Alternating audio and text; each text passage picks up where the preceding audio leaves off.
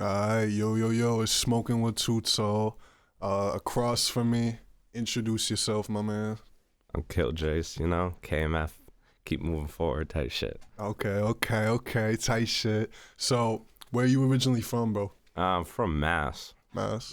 Yeah, Lowell, Mass. Okay. And then I came up here when I was like 10, and that's kind of where my love of music and like stuff like that started. Okay, so how did you get into the music? Like, what do you mean when you say, like, that's where it started? Well, I knew a couple people, who made music, and like Cairo. Cairo's Okay. kind of like the one who kind of started paving the way. Shout out Cairo. Yeah. Cairo the Mask. Godfather of Manch. Literally, though. What I call him in that one part, the Kendrick Lamar of Manchester. Yeah. He literally has put so many people on, and Yes. it's crazy. And he's still mad underrated. He is. I got a track with him that needs to fucking come out. It's been sitting on it for like 2 years, yo. It's fucking ridiculous. But I noticed you had a track with him, and you had JOS too, Joyous Sound, who we also have another Smoking with Tutal episode number 3. Go check that out. Y'all did that song Butterflies in My Cup. Y'all did Monster, I think, together, and the Gaslight remix. So how did y'all get in the studio to like do that shit? How'd that come together? Well, I was at Cairo's one day, and he was there. And I listened to a couple of his songs, and I was like, I want to be on a song with him. So I record and open, and he's at the studio too, so he fills it. And we just sit there and talk. It was kind of just an in-the-moment thing that happened, but it was kind of just why not? Do you usually like freestyle your shit? Because I noticed when I was listening to you, it sounded like you punched in a lot. So do you freestyle or do you write or like what do you do? I used to write because I used to not have a phone till like I was 18. So I used to literally either have a laptop with me and read off the laptop or like print my fucking Google Doc out on a paper. And my boy Johnny Volve, he's a picture of the paper I had in the studio one time, and I was literally holding it and doing it off the mic, punching it. And Cairo's the one who kind of taught me how to like punch in, and like he taught me like you can freestyle because you can like erase what you have or fix what you have type shit. So.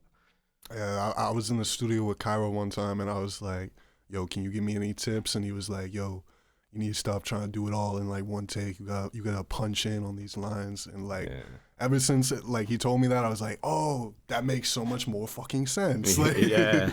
I know people who sit there and just rap until they're out of breath and then kind of like do it again. And I'm like, that's not like, you gotta take, like sometimes, especially when you're like doing like melodic type music, you gotta have to go punch and so your voice can kind of stay, unless you're doing like one of those high notes type shit. Yeah, and I was surprised at how high you can actually like reach with your voice. I don't know what song I was listening to at the end, but you hit some pretty fucking high notes. Yeah. How do you hit those really high notes? I have no idea. Yeah, you just go for it. I literally took no music classes. 4 years ago when I started music was the first time I even sang or like learned how to write a song or whatever. So it was kind of just all based off reps. Cairo says reps help you a lot. So like if you just keep doing song after song after song, you don't even have to release all of them, but if you just keep, putting in them reps, then obviously you're going to get better at it. I like how that's put. It's like working out, yeah. It's exactly like that. Why do you put a lot of your like songs in like all caps, like the title, and like exclamation points? I've seen a lot of that too. It's just visually pleasing. Like I always like things that are like visually appealing. So, like, if it's something that, like, I like, so capital letters kind of shout it at you. So it's kind of like, and people only have, like, a little attention span. So if I, like, write my letters, like, capital, then lowercase, capital, lowercase, people are more likely to glance instead of it just being, normally typed out. That's smart. Okay. Speaking...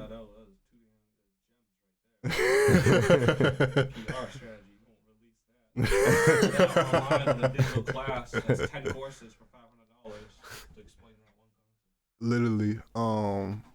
But that song Gaslight that we was just talking about a minute ago, who produces your shit? Because your shit's pretty well produced.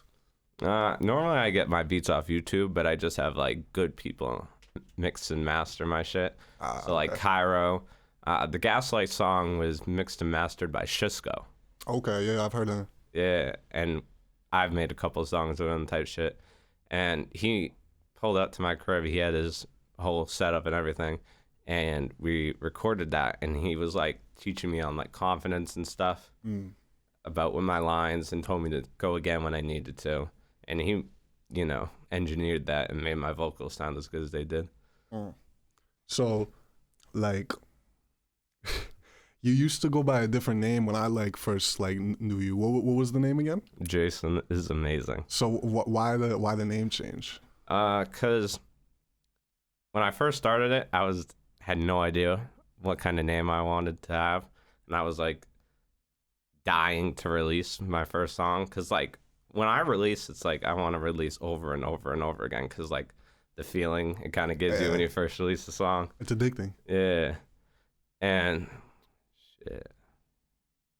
As I grew as an artist, I'm like, fuck it. I need like whole brand change, kind of make it more. Because when I started, I had no idea about any of this music stuff.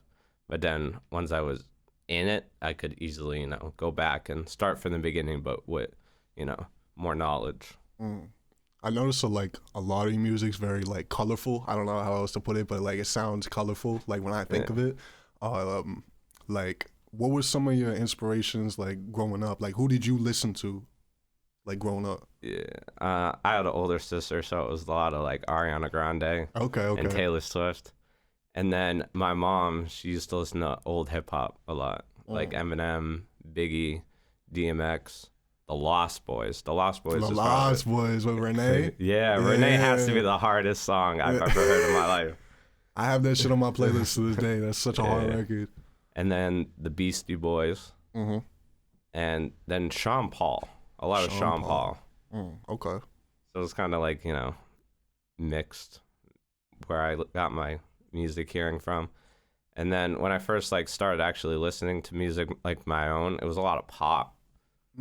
Type stuff. And then in 2018 I heard of Juice WRLD, and I was listening to his music a lot, and then he became like my favorite artist and kind of like where I get most of my motivation stuff from, inspiration. I fuck with that. So did you like, what's your favorite album that you've ever listened to? That I ever listened to? Ever. Ooh, that's a hard one. I don't know, because there's a lot of good albums, but then there are a lot of, like, great albums. Because, like, great albums would be, like, X's ? Okay. But then a good album would be his Bad Vibes Forever album, because it's just not as good, but it's still good. Right. But the best one that I've listened to, Stoney by Post Malone. Yo, that's a good one. I fuck with that. Honestly, that's probably my favorite Post Malone album. Yeah. I fuck with that. Beer Bongs and Bentley is his second best, in my opinion. Okay, yeah. I fuck with that. I have to look at the track list. I don't have it pulled up right now, but I remember listening to that, and I was just like, damn, this is going to put me in my feels. Like, it's going to have me thinking about some shit. So we met at the KMF show, and you was telling me how, like, you kind of put that on, like, y'all set that up type shit. You did good on the performance, by the way. Like, my mans was telling me about it. I personally didn't see it. I had to leave. I had to do a little... I can't say it on the mic, but, I had a little something to do. But he was telling me, like, yo, he did good, like, type shit. Yeah. So you want to tell me, like, how you got involved with that? Well, I've always went to school with Jerry, who, kind of more puts his face out there with it. And he made music throughout his high school career. And then he also knew my sister. And then I met Jerry through my sister. And he was talking about how he makes music and I make music. And we were going to make a song together, but we never did. And then a couple years later, after high school, I became homeless, and he also had like just a little apartment. And I reached out to him to have him like help me, so I had like a place to stay and whatnot. And he took me in and kind of like changed my whole mindset and everything. And we kind of talked about, how, we have a past and everything, but you just got to keep moving forward. He taught me to keep moving forward, because I think he heard it from X. He's a big X fan. And then it kind of just became a slogan that we keep telling each other, because when you have somebody there telling you to keep moving forward, it's better to have that. I like that. I mean, like, I really fucked with the name to begin with when I heard what we were calling it, like the Keep Moving Forward, like, show. I was like, yo, from where I'm at in life right now, like, it made a lot of sense. I liked the message behind that. And to hear that that's the story behind it, like, now I'm really happy I did that shit. That's what's up. So how did y'all get into contact with the manager who ran the club, Soho? He had a connection with her somehow, so okay. he was able to reach out and then do all that. For y'all at home who don't know, we're talking about Ezra. He said Jerry, so I just wanted to let y'all know that's Ezra Blair. Make sure to check him out too. Is there anything else that you wanted to plug type shit, other than your Spotify and whatnot? Nah. And what's your Spotify at? Let the people know. I don't have a Spotify app yet. I have one for my old one, but you better check out my new music when it drops. But my Instagram is at killJayce66. Okay, cool. Capital J. The rest are lowercase. So we was just talking a little off camera about Red Dead Redemption. You said, was that your favorite game of all time? It's not the favorite game, but you were just fucking with it. It's the best campaign out there, in my opinion, for like a storytelling campaign. What's your favorite game then? My favorite game? Yeah. Call of Duty Black Ops. The first one. The first one, okay. The first. Why'd you fuck with that one? I don't know. First Call of Duty I ever played, so it kind of resonates with me. Did you fuck with the zombies on that? Because I played a lot of the zombies on that. I ain't even gonna lie. Yeah, I played a lot of zombies. A lot of multiplayer. When you're like playing against like your older brother or whatever, there's like a different type of competitive to it. Because he's always like better than you and you're shit. But like you'd play that until you get one kill. But see, for me, it was the other way around because I'm the older brother. So I'm always trying to like one up my brother. And then he'll just like I'll go do some shit. Because like being the older brother, I had to like go out there and do shit. And he would sit at home and he'd just like practice. He'd be like, I'm gonna beat this motherfucker. That's how my little sister was Mario Kart. You beat her once and then she went on YouTube, learned all the stupid little fucking drifts along the things. She knows every fucking thing about every map there is, like, you know, Rainbow Road or whatnot. And it's then you get back and she's doing like fucking 360s on your ass. What was your favorite console? Favorite PS3. PS3. It's like where graphics were good, but they weren't that good, so it still kind of gives you like nostalgia whenever you see like a very angular type thing. That's crazy. That's crazy that we're talking about like the PS3 and the 360. Like it's some ancient technology, yo. Yeah. Like.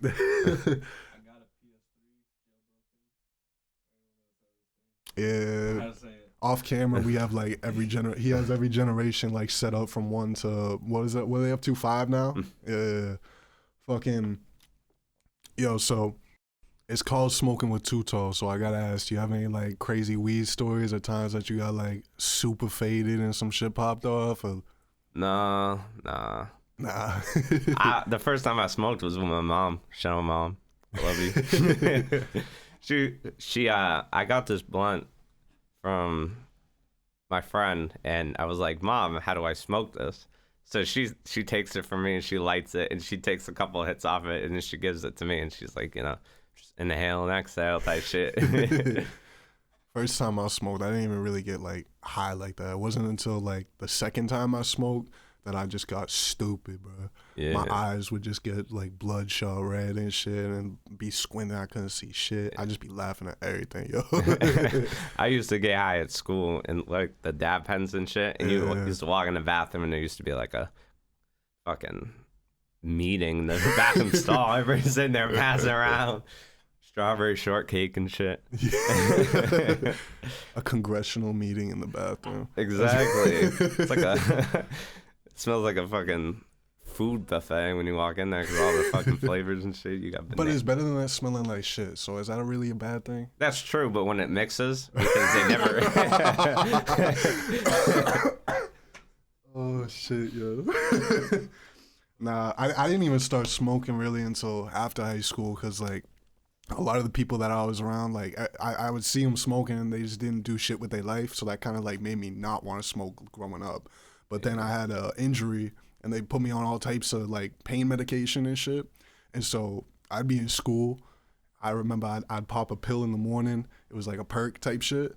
And I'd just be happy as fuck for my first class. But by the second class that I had like some poetry class after that. So I just write the most angry, fucked up poetry shit off of the perky withdrawals, yo. You'd see me by the end of the day, I just look pissed, yo. Oh, shit.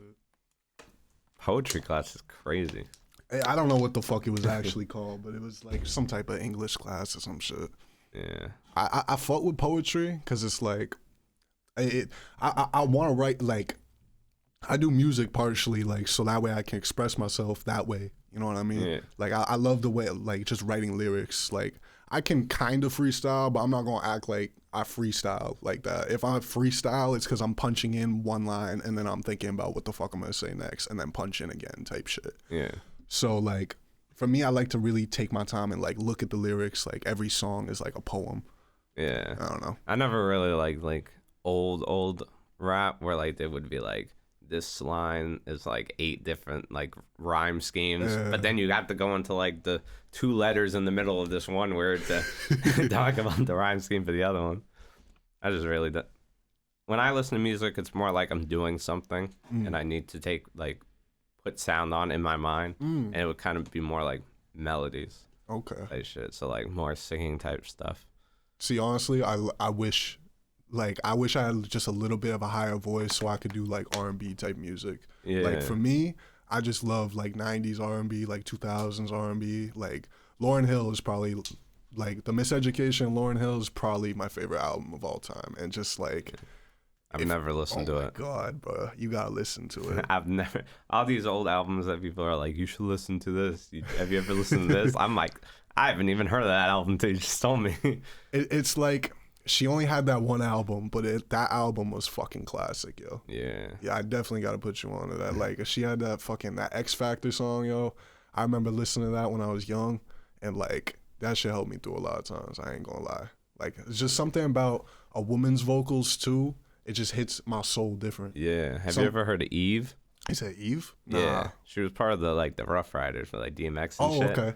And she was there, and she literally made a whole song about, like, somebody beating their wife or whatever. Okay. And it was such a good song because it was like very inspirational, motivational type shit. And like, you know, leave them type shit. You just want to do it again. Mad good song. What was it called again? I forget. But it was by Eve? Yeah. Okay. I can probably see right here. Shit, fuck it. Might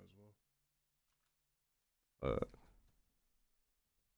This is a reminder to our viewers to stay hydrated. It's important if you're going to be smoking the way that Tutal be smoking. Yeah. Now, it's crazy how when DMX passed, because we literally drove by the hospital he was staying at, and then we heard on the radio he died. That's crazy. I was like, damn, yo. And then we basically listened to his whole discography on the way down to Florida.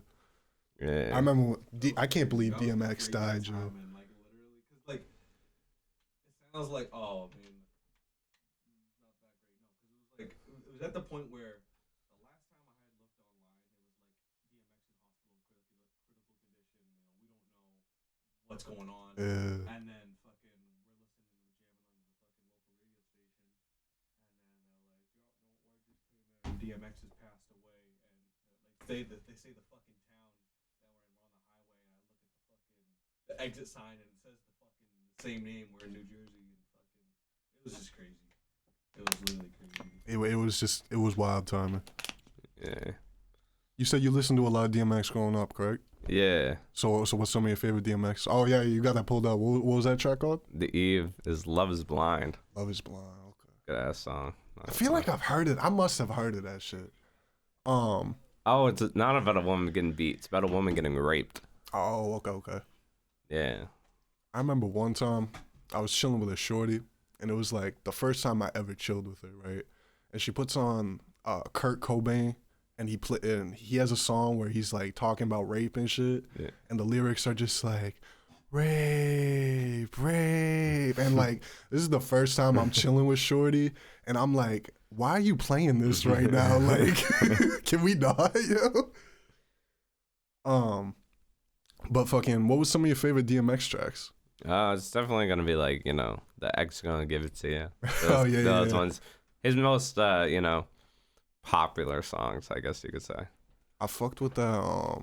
I don't know the name of the song, but he had a music video where he either got shot or someone got shot, and there was an ambulance, and like DMX was in the ambulance and shit. Fuck, what was the name of that track? But it was a very like deeper, like lyrical DMX type song. Not lyrical, but like it was like coming from the heart type shit. Yeah, it sounds familiar. I don't remember the name of it either. But DMX had so much like passion in when he rapped. That's why I feel like that's why a lot of people compare him to Tupac. Because you know how people be saying like Tupac had passion behind his lyrics, behind what he was saying. Yeah. I feel like DMX was a lot like that too. Yeah, and bro could bark.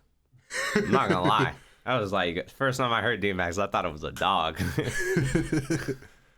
DMX went hard. He literally carried such an interesting era of hip hop too. Yeah. Like what was it, like 2000, like the 1990 like 9 to like 2003 was low key like that was the DMX era. Yeah. And a lot of people were saying like hip hop died back then. People are saying hip hop died now, but I personally don't believe that. Hip hop is never gonna just die. It's gonna have ups and downs, yeah, but it's never gonna die. I feel you. Do you feel like hip hop's dead right now? Nah. I don't know. Hip hop has moments of dying, but then hip hop has those bright spots. It's kind of like a bright room. There are gonna be some shadows too. I like that. So, if you were to categorize your music, because like yours is more melody driven, are you? How would you categorize it? Like pop, hip hop type. Well, the beats I kind of choose are more kind of hip hoppy, kind of trap, but my vocals are more dark pop, kind of vibe to them. I was told that by Buried Underground, the promotion page. Yeah, I know him, and he's like, yeah, your vibe is dark pop with the vocals, and I've never realized that until now, because it's not like a extremely good singer, but it's not like a horrible one either. It's kind of like a mix of the both. So there's so many subgenres like dark pop. I didn't even know that was like a thing. Dark pop. It's more like, you know, hardcore drugs and then violence type shit. It's never like we're never ever getting back together. It's kind of like, you know, I fucked this bitch in the back of the Lamborghini doing coke off her ass crack. Oh shit. Do you want to continue down that lane, or do you ever see yourself journeying out of that lane? I don't know. I haven't gotten that far yet. I really just kind of play it off. If I feel like, you know, I hear a song that I'm making, like, oh, my vocals sound good going in that direction, I'll take them in that direction. And I always kind of push myself outside the box, because if I'm only making like sad music on guitar beats, then I can do sad music on the rage beat, or just rage music, the basic rage music that everybody listens to, and then bring what I learn off of that back to the stuff that I normally do. Interesting. So, do you? How do I word this? Like, what do you personally put above everything else? If you had to choose one aspect of your music, you're like, this is what I excel at. This is what you should listen to me for. What aspect of your music do you think that is? The melodies. I always want to try and find like catchy melodies and stuff. So if I don't catch a good melody, like if I'm listening to beats and there's like no melody that like can catch and be like, you know, stuck in your head type shit, then normally not gonna do it. Do you usually? Because I'm assuming you don't smoke when you record, right? I do now. You I do do now? now. But I go in there, kind of like, I kind of go through like recording withdrawal. So like I'll wait like 2 months before I record again. Yeah. And then I'll go back into the studio, and then like I'll have so much to get out. And then when I feel the tank start to emptying, I get high. I can make like 2 more songs. Because I remember I made 6 songs in 3 hours. And they were all like good ass songs. And then halfway between those 3 hours, I got high, and then I made more music. So, do you notice a difference in your vocals when you smoke? when I'm high, after I've like been there for a little if my vocals come more confident. Mm. But my writing is definitely better before I get high. Interesting. For me, like when I kind of use smoking the same way. I try to record without smoking at first, and then once I start getting worn down, excuse me, that's usually when I try to smoke too. But I notice, for me at least, it makes my vocals slightly higher because I have a deeper voice in general. So it's harder for me to hit like those lower notes versus like when I smoke, I can probably hit higher notes a lot easier. Yeah. I always ask people because like I'll see some rappers that I've worked with, they'll just like be smoking and shit, and it doesn't even sound like their vocals are any different at all. So I'm always curious to what other people experience with that shit. Yeah. And also depends on like how long you've been smoking for. Because if you're just like, you know, oh, the studio sounds like a cool place, let's go there and smoke, then obviously it's going to be different because Right. you've, one, never done it before, and two, you know, you're making music. Right. You got to at least have some clarity in your head before you make music. Do you usually like, do you have a go-to studio? You don't have to say the studio, but like, is there a specific studio that you like to go to, or you just pop out wherever you can find a mic type shit? I used to just go wherever type Yeah. shit, but I just went to Suitcase, the Suitcase Suitcase? studio in Somerville, Mass. Okay. How was that? It's good. The engineer that I use, Grustic, he's so good. What was Like- his name? Grustic. Gressling. Okay. Yeah. I go there. So Suitcase studio I'm gonna have to check that in one out. Somerville. Yeah, I go for like 6 hours at a time, and it's like $360. That's not bad. Yeah. That's pretty good. I'm definitely gonna look into that. What was that other one in Somersville that we was looking at? It was like Recording Co. or some shit. Fuck, can't remember. Someone was trying to put me onto that. I don't really be out in Somersville, so I'm not gonna act like I know the area and shit. But I heard Yeah. there was another one in that area. Is there a lot of studios out there? I've only ever been to the one out there. Okay. I really don't go to like, you know, studios outside of like my friend's home setup type shit. Right. It's cheaper that way anyway. It's like this Yeah. shit. At least for me, I always like to record at the home studios because, like, I don't know, you feel so much more comfortable too. Yeah, and you're allowed to like experiment more with yourself. Exactly, and yeah, exactly. Feel a lot, and especially like when you surround yourself with like the like-minded people, and you go into a studio, or somebody who has like more experience or less experience, you'd be able to get tips and tricks from them. Mm-hmm. Music is so like, the more people you have around, the more energy you can draw from it, and like music is so energy fueled. Yeah, At least from what I've noticed.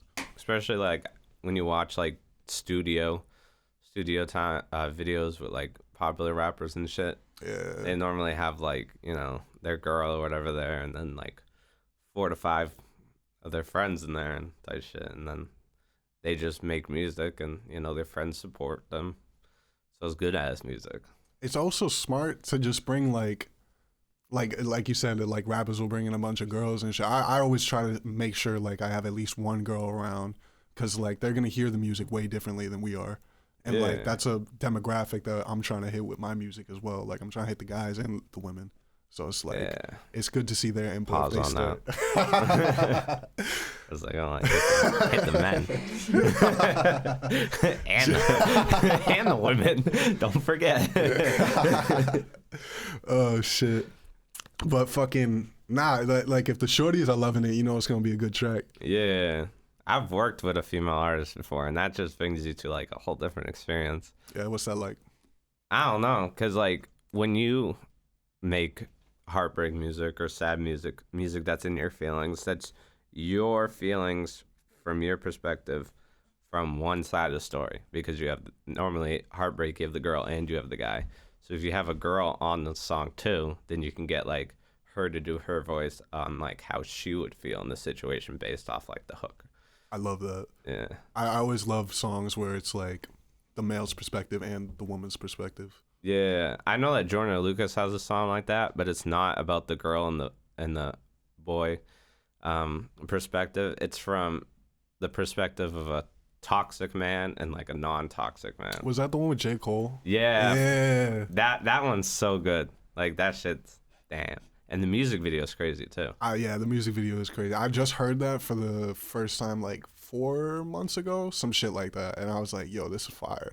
Cause like I hadn't listened to Joyner in a minute. I fucked with that phone number album mixtape, whatever the fuck it was, the one that was like about the suicide hotline shit. Yeah. I fucked with that album, and then the one that came after that, I wasn't really like feeling too much. But then I heard that Heart shit with the J. Cole, and I was like, damn, okay, maybe he back at it. Yeah. It's like the mad random songs. Like, here's a song with Lil Durk. Yeah.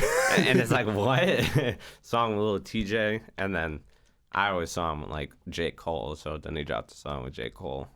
That one's good too. He has a song with Young Thug, I think, too. Oh, really? See, I listened to Joyner when he was like way back in the day type shit. Like, he did a song called Backwards, where like he rapped a verse and then he rapped like the same verse, but he did it backwards and it still made sense. And he did that for like 3 verses. I remember the first time I seen that, I was like, damn, that's another level. Yeah, like that shit I would never do. Yeah, that was some shit. I was like, how the fuck? Nah. I don't understand. That's too much shit. So what is your, did I ever ask you what your preference was? Do you like blunts, joints, or like pieces more? Or even matter. dabs?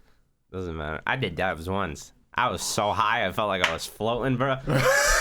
I couldn't. It was on camera. It was like I wasn't even on. Oh my god, on planet Earth. Good. We good. We back at it. Professionals. What's your favorite movie of all time?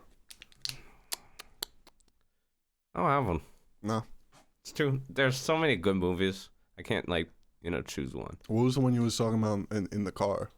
Oh, I have no idea what it's called, but I think I was like not Nicolas Cage in it. Nick Cage. Yo. Nick Cage is like, Nick Cage is off the fucking walls. I seen a movie, I think it was called like Mandy, and it literally was just Nick Cage going insane the entire fucking movie. This dude. Was that the one where he never said a line? Yeah. Nah, it might have been. I'm not entirely sure. Bro just had a whole movie where he just never said a word. It's crazy. There was one where he just went on mass rampage, just killing everybody because like his wife got crucified or some shit, and it was the strangest fucking movie ever, yo. Yeah. He just recently did one where I think it was the dream one. yeah, right? the dream shit. Yeah. Motherfuckers would like see him, and then they dream about him, and then everyone just hated him in the middle of the fucking movie for no reason. Yeah, I never watched the movie. I watched the trailer. That shit looks crazy. Bro, that shit had me laughing the entire time because it was just so ridiculous. Yo. It was based on like a creepypasta, I think. Bro, creepypastas. I remember watching those YouTube videos of the fucking people talking about like bench drowning or whatnot. And be like an hour videos long with like 70+ million views. I'm like, damn. I know, and the dude would always just be like, he'd always be talking with like a deep voice. He'd always be very monotone. He'd be close to the mic so that way like you really heard every word that he said and shit. And every breath, every lip smack. Literally though. It's like some ASMR. Do you drink at all? Nah, I don't. I don't drink. That's what's up. Yeah, I just smoke weed. That's kind of all I do. Do you have a favorite strain? Not really, no.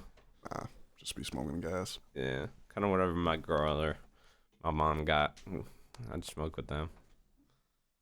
I used to smoke heavy, but now I kind of just do it as like a reward type thing. Like if I had like a stressful day, I'd be like, I made it through. I'm gonna sit down, smoke a joint. Yeah, that's what's That up. shit.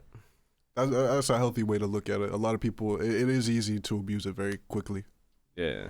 All right, so we back with it. We pretty much gonna wrap it up here, though. I appreciate you for coming out to Smoking with Too Tall. Plug anything that you want to plug, my man. Just follow my Instagram. killJayce66. Uppercase J, lowercase rest of it. That's what's up. I fuck with what you're doing. I fuck with the music. Appreciate Keep it. doing what you're doing. Keep moving forward, as you say, that KMF shit. I am Too Tall the Prodigee. That's 2 E's, no Y. Check out my music under the same name. Y'all see it on the same YouTube channel. And yeah, uplift yourself. Stay blessed. Stay safe.